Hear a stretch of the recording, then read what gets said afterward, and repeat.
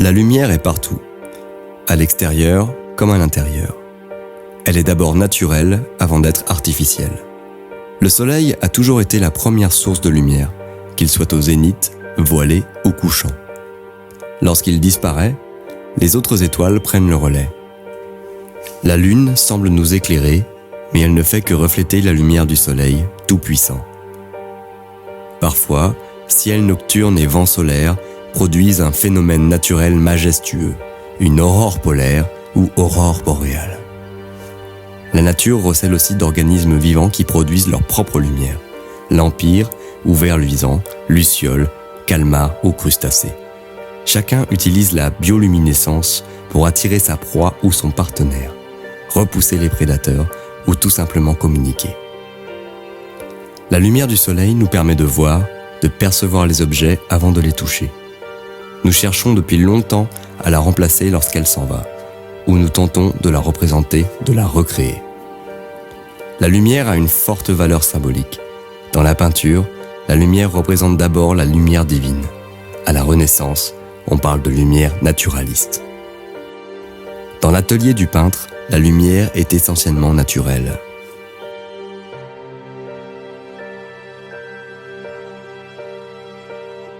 Les représentations en extérieur sont d'abord idéalisées.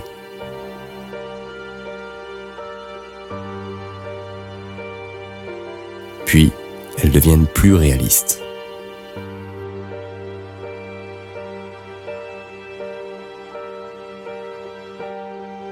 Jusqu'aux représentations de Claude Monet aux différentes heures du jour. Ou l'utilisation de la lumière sur le noir par Pierre Soulages au XXIe siècle.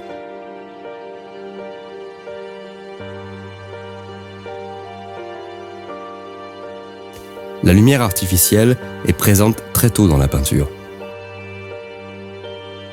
Mais Edgar Degas saura particulièrement bien utiliser l'éclairage artificiel, en peignant notamment les danseuses sur la scène du théâtre. Le peintre baroque Vermeer est considéré comme le maître de la lumière hollandaise. La lumière mythique des Pays-Bas à l'époque baroque serait désormais visible uniquement dans ses tableaux anciens.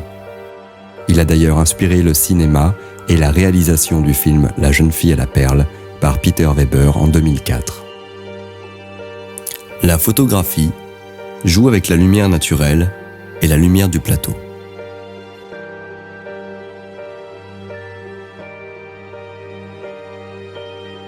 Le laser a de nombreuses applications, scientifiques, militaires, médicales, industrielles et commerciales. Le laser inspire aussi la recherche artistique autour de la lumière et du vivant. Expérimentation, performance, installation plastique, visuelle et sonore.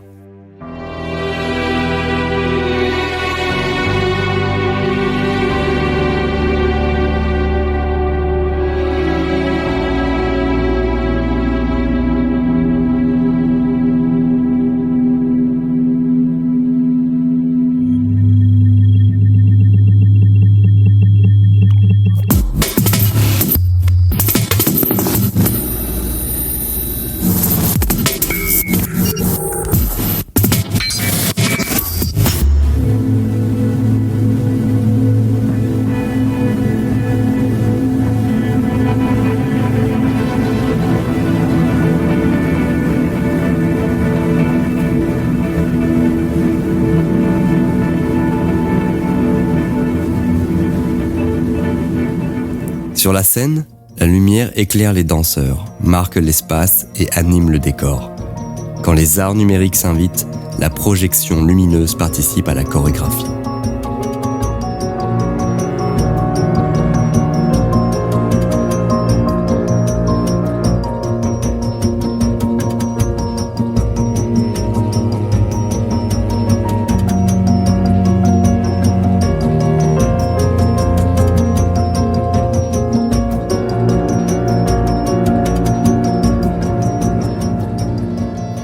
La musique inspire des mises en lumière de plus en plus sophistiquées et théâtrales. Le spectacle n'est plus uniquement sur scène, mais aussi dans la salle.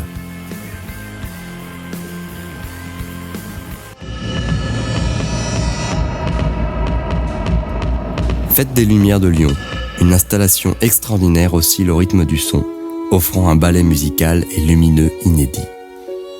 La lumière devient aérienne, légère et poétique, avec ses oiseaux imaginaires. En rentrant, la lumière nous accompagne, bienveillante et chaleureuse. La nuit tombe. La lumière est à chaque fois différente et nous la voyons toujours.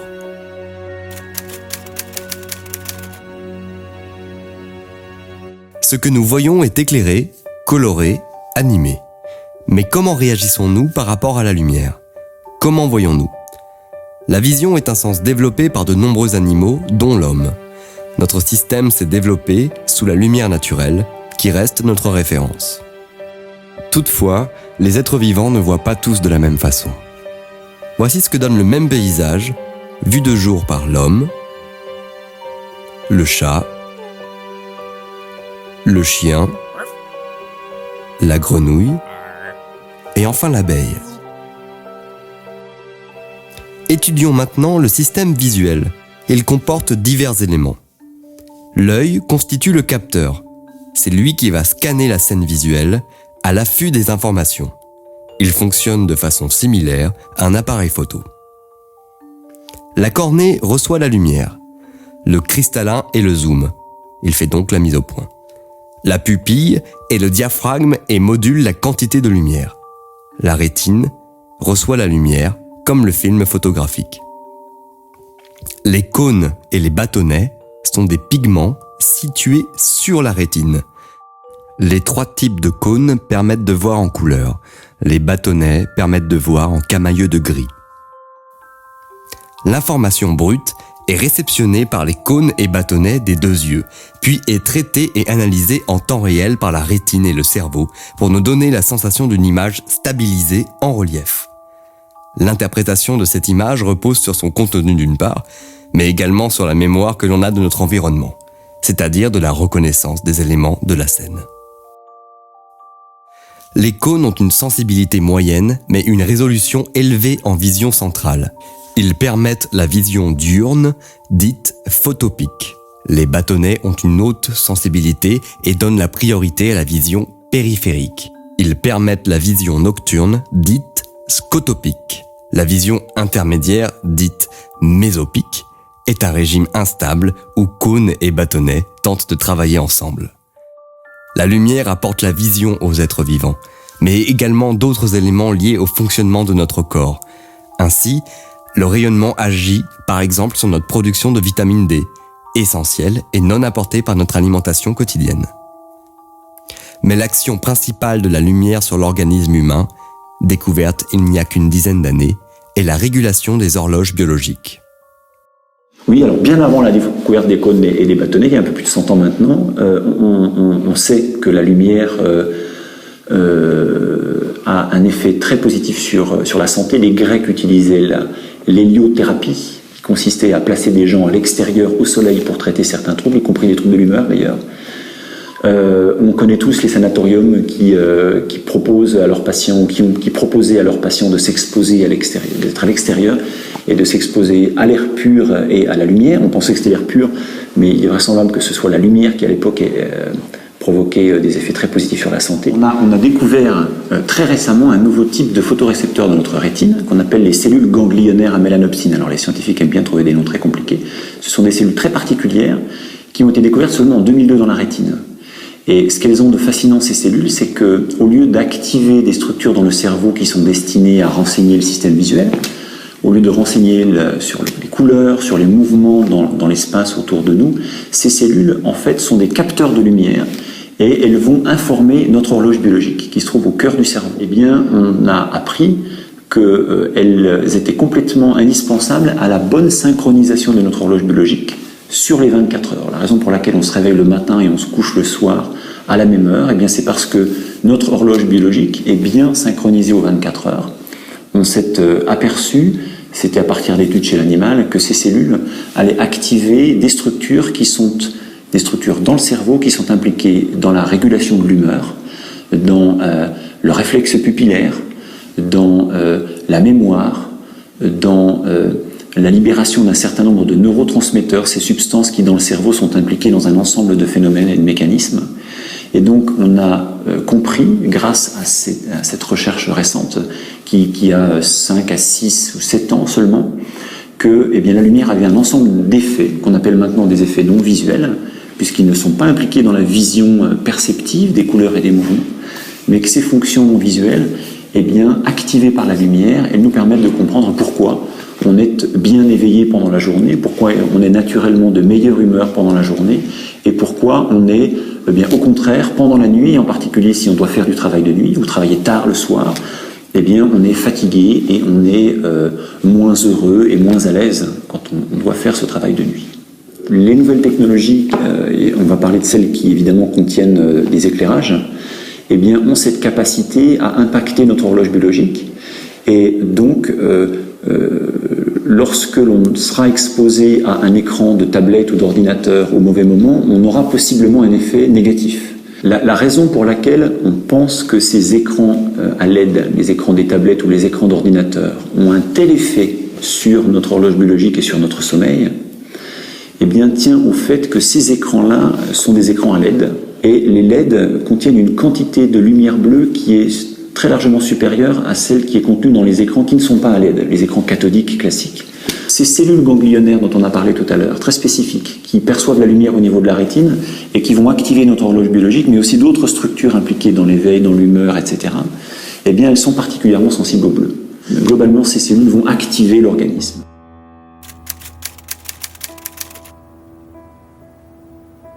La lumière est un phénomène physique, un transport d'énergie sans transport de matière.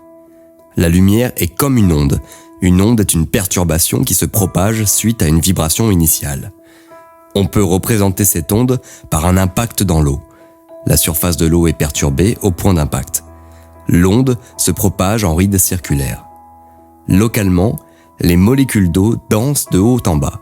Il s'agit d'une onde progressive, périodique, se déplaçant à la surface de l'eau.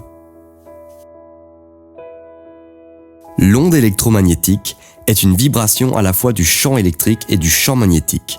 Les deux champs oscillent à la même fréquence et en phase, perpendiculairement l'un à l'autre et perpendiculairement à la direction de la propagation. C'est une onde transversale. Ces ondes se propagent dans l'espace, y compris dans le vide, à 300 000 km/s. Elles transportent de l'énergie. Elles sont susceptibles d'être atténuées, absorbées, diffractées, réfléchies ou réfractées et peuvent interférer. Deux descriptions sont utilisées. Corpusculaire, c'est-à-dire une propagation de photons, particules de lumière, ou ondulatoire, c'est-à-dire ondes électromagnétiques. Les ondes électromagnétiques se caractérisent par leur fréquence ou leur longueur d'onde dans le vide. Ces caractéristiques sont liées à l'énergie transportée par l'onde. Les ondes radio, le rayonnement infrarouge, la lumière, le rayonnement UV, les rayons X et les rayons gamma sont tous des ondes électromagnétiques. Les ondes sont rarement pures et plutôt constituées d'un mélange. L'ensemble des fréquences présentes dans un rayonnement électromagnétique est appelé le spectre du rayonnement. Le spectre visible contient toutes les couleurs que l'on perçoit, du rouge au bleu. Tout corps émet un rayonnement électromagnétique dans un spectre large qui dépend principalement de sa température. C'est la théorie du corps noir thermodynamique ou radiateur de Planck. Plus la température du corps noir est élevée, plus la lumière qu'il émet paraît froide. Cette correspondance entre la température du corps noir et le spectre de la lumière émise permet de définir la température de couleur d'une source de lumière blanche. Vers 800 degrés, les braises commencent à émettre de la lumière plutôt rouge. On parle d'incandescence. L'incandescence, tout corps porté à une température suffisamment élevée, produit de la lumière. Le maximum de rayonnement du Soleil se situe dans le visible. Comme par hasard, c'est dans cette zone du spectre électromagnétique que l'œil humain s'est adapté. Un autre phénomène peut produire de la lumière, l'électroluminescence. L'envoi d'un courant, l'énergie électrique, excite les électrons, ainsi dotés d'une énergie potentielle qu'ils perdront en se désexcitant et en émettant un photon ou grain de lumière. Ce sont les lois de la physique qui imposent la couleur du grain de lumière.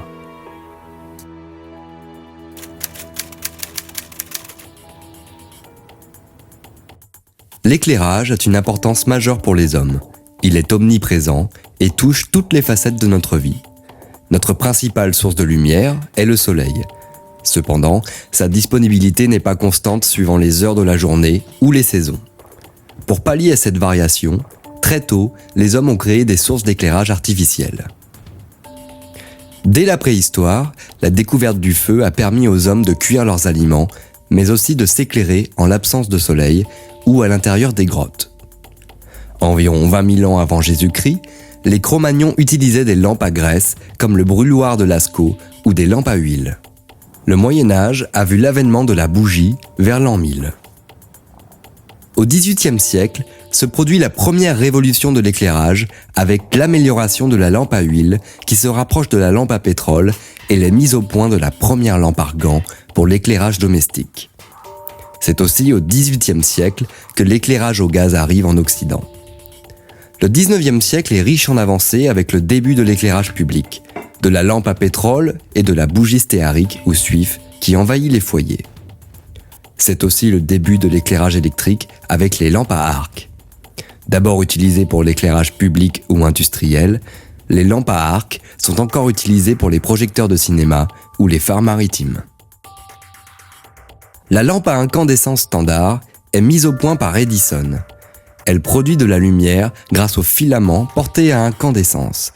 Elle est très présente dans nos intérieurs, mais retirée du marché du fait de sa consommation excessive. Les ampoules halogènes produisent la même qualité de lumière, mais économisent jusqu'à 30% d'énergie. Les lampes à décharge produisent de la lumière par décharge électrique à travers un gaz. Les tubes fluorescents sont couramment utilisés dans les espaces de travail, bureaux, écoles, grands magasins, mais aussi dans l'industrie. Les lampes à vapeur de mercure ou ballons fluo sont majoritairement utilisées pour l'éclairage des voiries. Elles disparaissent de nos rues car peu respectueuses de l'environnement. Les lampes au sodium haute pression sont reconnaissables par leur couleur jaune et massivement utilisées pour l'éclairage public ou l'éclairage des tunnels. Les ampoules fluo-compactes sont développées pour réduire les coûts énergétiques après la crise pétrolière de 1973 et remplacer les lampes à incandescence dans l'habitat. On les appelle aussi ampoules basse consommation. Elles permettent un gain d'énergie de 80%. Les lampes au iodure métallique, de couleur blanche, sont utilisées en extérieur pour l'éclairage de la voirie et l'illumination du patrimoine, mais aussi en intérieur pour l'éclairage des commerces. Aujourd'hui, de nouvelles technologies comme la LED ou diode électroluminescente promettent de révolutionner le monde de l'éclairage. La LED émet de la lumière à partir de composants électroniques. Elle consomme jusqu'à 80% d'énergie en moins que les ampoules à incandescence. On la retrouve généralement dans le rétroéclairage, écran de télévision ou de téléphone portable, ainsi que dans l'éclairage général. La OLED, ou diode électroluminescente organique, fait son apparition dans les années 2000. Sa structure consiste à superposer plusieurs couches de matériaux organiques entre deux électrodes. Cette technologie est utilisée pour l'affichage des écrans plats et souples, mais aussi pour l'éclairage d'ambiance. En France, 10% de la production d'électricité est utilisée pour l'éclairage. Comme nous l'avons vu, les lampes à incandescence vont disparaître du marché. Pour les remplacer et profiter de l'évolution des technologies, plusieurs alternatives sont possibles. Mais comment bien choisir ces ampoules ? Aujourd'hui, on trouve dans les rayons des grands magasins une multitude de lampes, mais il n'est pas aisé de comprendre les différents sigles. Faisons le point sur les emballages et décryptons les indications. Comme sur tous les appareils électroménagers, l'étiquette énergie est présente sur l'emballage des sources lumineuses. Elle nous informe sur la consommation de chaque lampe. Chaque type de lampe a une classification bien précise. Pour choisir une nouvelle ampoule, ne pensez plus watts, mais lumens. Le flux lumineux en lumens représente la quantité de lumière émise ou reçue par un objet. À 0 lumen, on ne voit rien. Une source incandescente classique de 60 watts produit environ 800 lumens. On peut ainsi se référer à l'incandescence. Une LED de 9 watts produira la même quantité de lumière qu'une incandescence de 60 watts. c'est-à-dire environ 800 lumens. De même pour une fluocompacte de 15 watts ou une halogène de 35 watts. Une lampe efficace est une lampe avec un grand nombre de lumens pour un nombre de watts le plus faible possible. On parle aussi d'efficacité lumineuse de la lampe. La durée de vie de la lampe apparaît aussi sur les emballages, en années ou en nombre d'heures. 1 an est équivalent à environ 1000 heures d'utilisation. La durée de vie d'une lampe est influencée par le nombre d'allumages et d'extinctions. C'est ce que représente ce sigle. Par exemple, les lampes fluocompactes sont souvent limitées à 6000 cycles d'allumage-extinction, alors que pour les autres lampes, le nombre de cycles est supérieur à 50 000. Il faut de ce fait éviter ces sources dans les zones de passage. On peut voir aussi sur ce tableau que la durée de vie varie énormément d'une technologie à une autre. La durée d'allumage correspond au temps de chauffe ou de mise en régime. Elle est différente d'une technologie à une autre. Ce symbole permet de savoir si une lampe peut être installée sur un variateur de lumière. Le variateur permet de modifier le flux émis et ainsi d'optimiser la consommation instantanée. La température de couleur d'une source est établie par comparaison entre la sensation visuelle créée par cette source et celle d'une source incandescente théorique, le radiateur de Planck. Cette température, dont l'unité est le Kelvin, représente la teinte plus ou moins chaude du rayonnement. La température de couleur peut influencer notre perception de l'espace. Les températures basses vont baigner la pièce dans une lumière orangée qui crée une ambiance chaleureuse propice à la détente. Un éclairage neutre, plus froid, réveillera l'attention et créera une ambiance propice au travail. Certaines sources sont dites de lumière de jour. Cela signifie qu'elles ont une température de couleur de 6500 K. Elles produisent un ressenti bleuté très froid. Pour la lumière blanche, la température de couleur est souvent indiquée ainsi. Un blanc chaud correspond à environ 2700 K. Un blanc neutre correspond à environ 4000 K. Et un blanc froid, 6000 K. L'indice de rendu des couleurs est indiqué par les symboles IRC, CRI, Color Rendering Index, ou ERA. Il apparaît parfois sur l'emballage. Le rendu des couleurs a une influence sur notre perception des objets. Il représente l'aptitude d'une source lumineuse à rendre les couleurs en comparaison à la lumière du jour. La lumière du jour a un IRC de 100, c'est-à-dire qu'elle permet de rendre toutes les couleurs de l'arc-en-ciel. À titre d'exemple, la charte de Macbeth est éclairée avec des sources de différents IRC. Entre 90 et 100, on parle d'un très bon rendu des couleurs. Entre 80 et 90, on parle d'un bon rendu des couleurs. Entre 60 et 80, on dit que le rendu des couleurs est moyen. Et en dessous de 60, le rendu des couleurs est mauvais. C'est le cas de l'éclairage de certains tunnels où toutes les couleurs apparaissent en niveau de gris. Pour être vues, les couleurs d'un objet doivent être présentes dans la lumière. Par exemple, si j'éclaire une tomate avec de la lumière blanche, la tomate apparaîtra de couleur rouge car elle absorbe le bleu et le vert et réfléchit le rouge. Par contre, si je l'éclaire en bleu ou en vert, la tomate apparaîtra noire car elle n'émettra aucune couleur. Si j'éclaire une tomate en rouge, sa couleur en sera d'autant plus belle. Ainsi, la lumière peut modifier l'apparence des choses, comme on peut le voir avec cette bouteille de vin blanc, qui peut paraître sec, moelleux ou rosé, suivant la lumière avec laquelle elle est éclairée.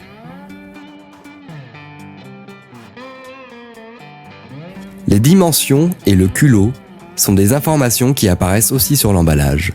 Elles permettent de savoir si une lampe va rentrer dans un luminaire.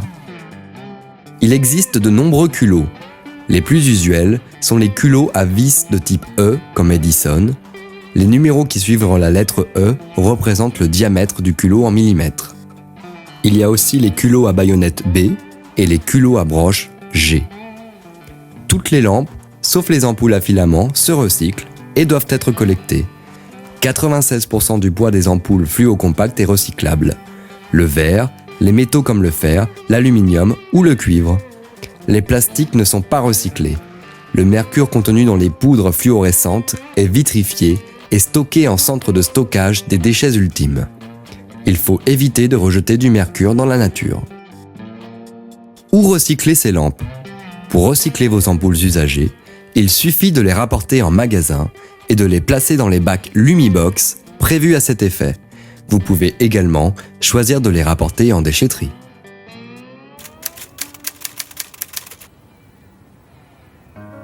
De source naturelle ou artificielle, la lumière participe à notre quotidien.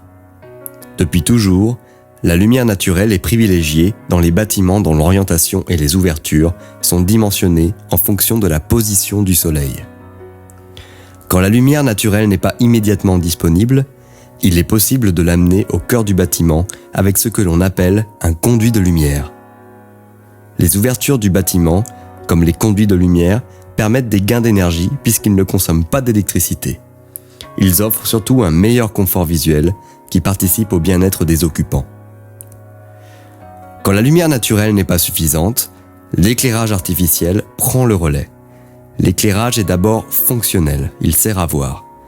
Les lampes halogènes, basse consommation et les nouvelles sources LED sont les plus utilisées dans le résidentiel. Mais il sert aussi à créer des ambiances. Les luminaires participent à la décoration, de jour comme de nuit.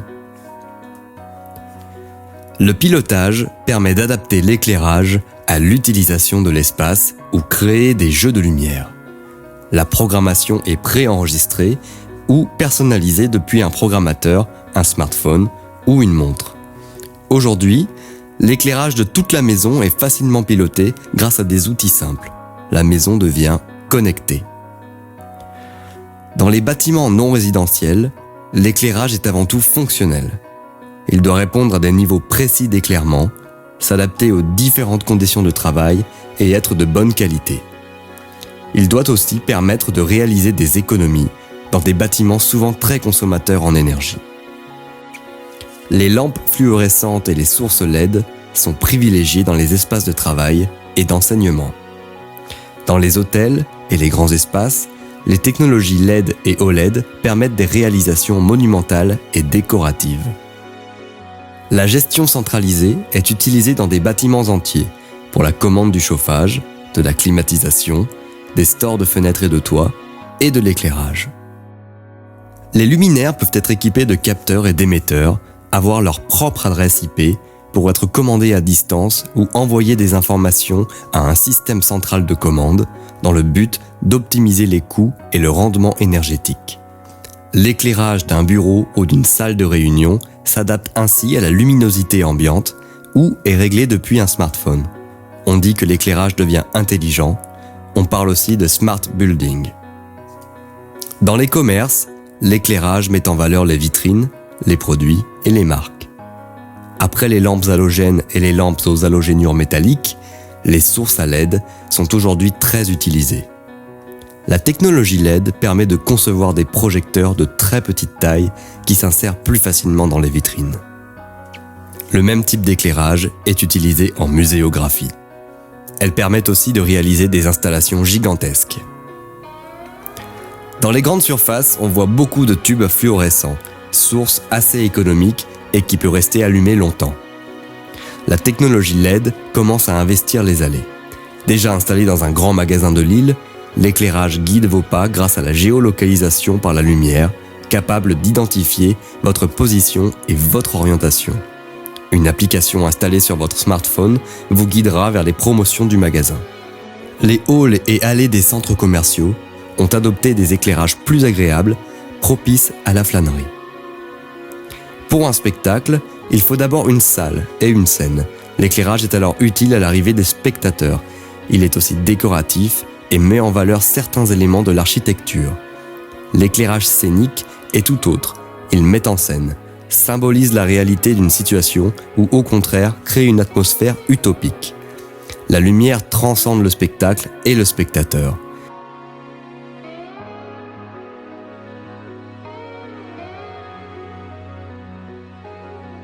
La ville de Lyon a une forte expérience en éclairage extérieur, ce que l'on appelle l'éclairage public. Elle a mis en place son premier plan lumière en 1989. Thierry Marsic, en charge de la direction de l'éclairage public, nous explique les enjeux et les spécificités de la ville. La fonction première, c'est d'assurer la transition entre le jour et la nuit, avec une première préoccupation qui était d'assurer la sécurité de ses habitants, créer des ambiances, c'est-à-dire à rendre la ville plus belle, plus agréable. Cette évolution, elle est relativement récente et elle s'est traduite par l'élaboration de plans lumière. Donc ces plans lumière étaient une manière de mettre en scène la ville et de proposer une lecture différente du paysage urbain. Créer finalement ces ambiances qui rendront la déambulation plus agréable et puis qui quelque part contribueront à développer des activités sur le territoire. L'enjeu principal quand on éclaire aujourd'hui, c'est bien évidemment d'assurer une qualité d'éclairage au travers d'un certain nombre de paramètres, donc qui sont des niveaux d'éclairement et une certaine uniformité dans l'éclairage. Intégrer ces enjeux de développement durable. Alors les technologies qui nous sont proposées aujourd'hui sont très variées. On parle effectivement beaucoup de la LED, donc la LED qui est un outil intéressant en termes de souplesse d'utilisation, c'est-à-dire qu'elle nous permet de réaliser un certain niveau d'économie d'énergie de par le fait qu'on est capable de la piloter de manière rapide et avec une finesse dans cette gradation que ne nous offrent pas d'autres technologies telles que les traditionnelles lampes à décharge. Sur la ville de demain, il y aura effectivement un enjeu à mieux maîtriser cette énergie, mieux maîtriser tout en garantissant et en offrant la même qualité de service pour les habitants. Le pilotage intelligent, c'est tout simplement de dire je donne la lumière quand j'ai quelqu'un qui est présent dans un lieu donné et je peux me permettre de baisser le niveau d'éclairement dès lors qu'il n'y a plus personne. Alors sur Lyon, on utilise la détection de présence. À ce jour, au travers de différentes évaluations, on sait que l'éclairage intelligent nous permet de réaliser des économies qui sont de l'ordre de 70%.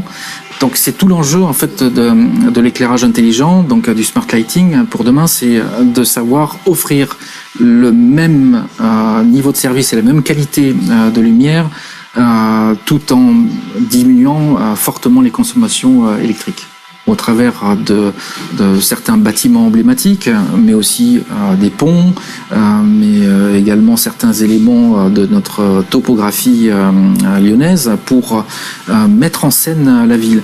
Et l'éclairage architectural, c'est réellement ça, c'est savoir mettre en scène la cité la nuit pour lui donner un visage beaucoup plus agréable.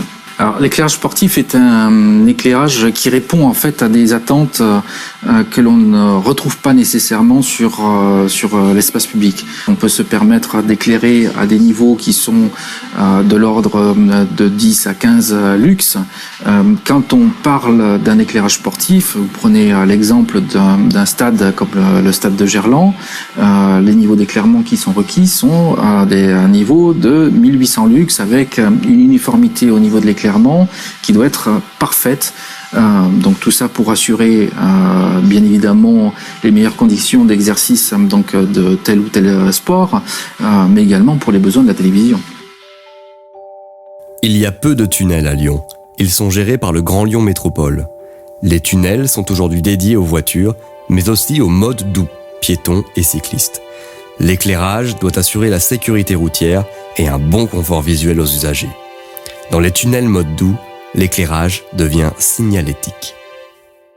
Les équipes de la direction de l'éclairage public sont impliquées de manière diverse sur la fête des Lumières. La dernière manière d'intervenir pour la direction de l'éclairage public, c'est chaque année de proposer un projet qui est un lieu d'expression différente de la lumière. C'est un lieu où on peut se permettre d'être très créatif.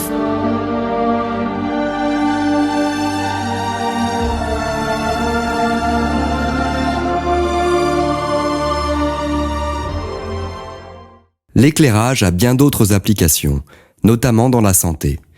La photothérapie et la luminothérapie sont aujourd'hui utilisées pour soigner certaines pathologies.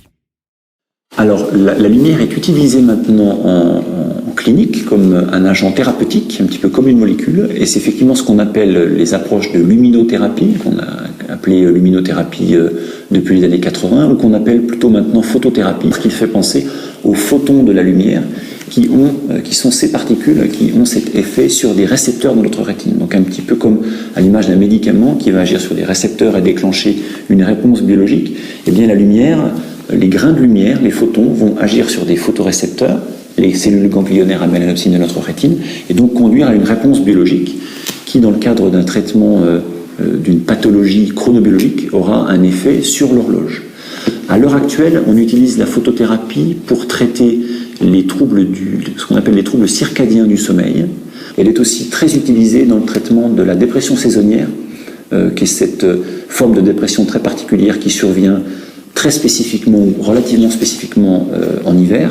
On imagine déjà utiliser la lumière pour traiter des troubles du sommeil et des troubles cognitifs chez le patient atteint de la maladie d'Alzheimer, des troubles de l'humeur aussi chez le patient atteint de la maladie de Parkinson. Et très vraisemblablement, on va avoir d'autres approches qui vont être évaluées en premier lieu et mises en place dans certaines pathologies dont on ignore encore à l'heure actuelle qu'elles pourront bénéficier de la lumière. D'autres applications ? Les transports, tramways, trains, bateaux, avions. Que serait l'automobile sans éclairage ? Les optiques et sources de lumière doivent apporter sécurité, qualité de vision et contrôle du champ visuel. L'éclairage améliore aussi l'ergonomie de l'habitacle. Optiques, capteurs, lasers, LED, les phares des voitures sont de plus en plus sophistiqués et deviennent intelligents en réagissant aux facteurs extérieurs. Les textiles lumineux habiteront bientôt l'habitacle des voitures.